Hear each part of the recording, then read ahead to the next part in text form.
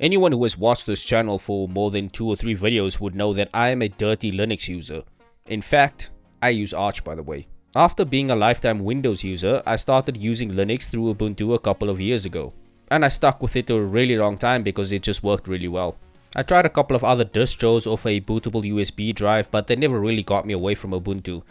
Until I got a new ASUS laptop, which came with Windows 11, and I just kept using Windows 11 because of all the ASUS software that came with it, which apparently didn't work with Linux. But then I started to come across videos regarding rising Linux and something called Hyprland. That's when I immediately downloaded Pop! OS and installed it. Oh, you thought I was gonna download Arch? No. After a few months though, I finally downloaded Vanilla Arch, burned it to USB, and once and for all got rid of Windows from my life. Get it? I'm not insane. I'll use Hyperdots for a quick setup. Dumbass past me said to himself. Firstly, let's slow it down for a second and explain what Hyprland is. Hyprland is a dynamic tiling Wayland compositor for Linux. Unlike a full desktop environment, it doesn't come with a panel, notification daemon or anything really.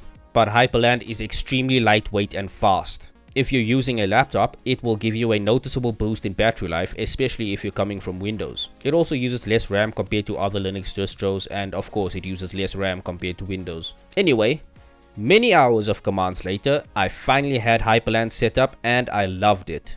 So lightweight and streamlined, I never knew how much I hated dragging Windows around as much as I do now after using Hyprland. Yes, I know there were shortcuts on Windows, Ubuntu, Pop! OS, etc. But window tiling on Hyprland is just so much more seamless. The only other distro I know of that uses tiling is Pop! OS, and it works fine I guess. So after a couple of days of having fun, I looked at the mouse cursor and thought, I don't like how that looks. No settings menu. Oh yes, I forgot. Hyprland works through this thing called dot files. So I found the dot files, opened it up, realized that looking at all that gave me an aneurysm, closed it, immediately installed Manjaro for 3 weeks, and then I installed Pop! OS. So how did I end up on Hyprland again? Well, after a couple of months of using Manjaro, which is great by the way, I came across something called Garuda Hyprland. It's basically a fully set up Hyprland environment right out of the box. Instead of hours of setup, it would just take minutes like any other distro. And I've gotta say, I think this is the best way to introduce someone to Hyprland. With a fully functioning OS that you can set up and immediately start working on.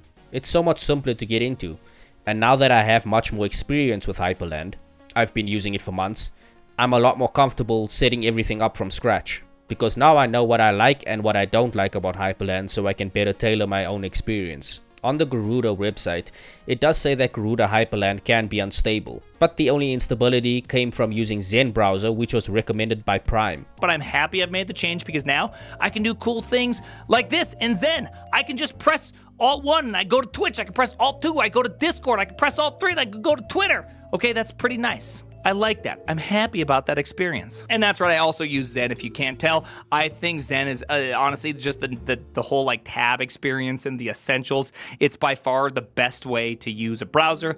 It's fantastic, absolutely like it. It's just better than whatever that vertical business or that horizontal business up on top is, okay? Thank you for recommending something that would eat up all of my RAM and crash my system twice a day.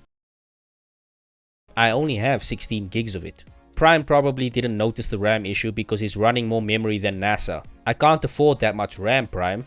I'm South African. I'm still waiting on the backlog of 5 cents a day donations for the almost 26 years that I've been alive. That's over $470. More than enough to put a deposit down on 32 gigs of RAM, 3 White Monsters, and a 1997 CD titled Big Willie Style. Can't relate. Jokes aside, Zen Browser is actually awesome when it's working. It just makes a lot more sense than other browsers. I'm definitely going back to it when they patch the RAM issue, but what I can't go back to is a regular desktop environment like Windows or GNOME, however you pronounce it, despite interacting with computers like that for most of my life. Like the Zen browser with its vertically stacked tabs, Hyprland just makes sense. There's just something really nice about automatic tiling and seamless workspaces, especially if you're using one screen like on a laptop. I have a second monitor that I would use all the time for working and editing, but since I've been using Hyprland, I find myself not using the second monitor as much because workspaces in Hyprland are just so intuitive. The only time I use the second monitor these days is if I'm coding or recording a video like I'm doing right now. Hyprland is awesome, but it's still very new and it has its flaws. Despite its flaws, I'm still using Hyprland because the pros outweigh the cons for me specifically. But I would recommend that everyone try it out though through Garuda Hyprland, whether it's from a bootable USB drive or just straight up installing it. I think that will get a lot more people into it, being able to install a fully functioning OS and then just jumping right into work. Because I think it's a better experience to use Hyprland this way, instead of going bold, spending hours and hours trying to get your machine off life support just to get it to very basic functionality. Probably what happened to Will Smith's husband. Like I said earlier, now that I've got a lot more experience with Hyprland, thanks to Garuda, I'm gonna install Hyprland again, but this time with something called Hide. That looks very interesting. Anyway, thanks for watching. Like and subscribe if you enjoyed the video. Peace.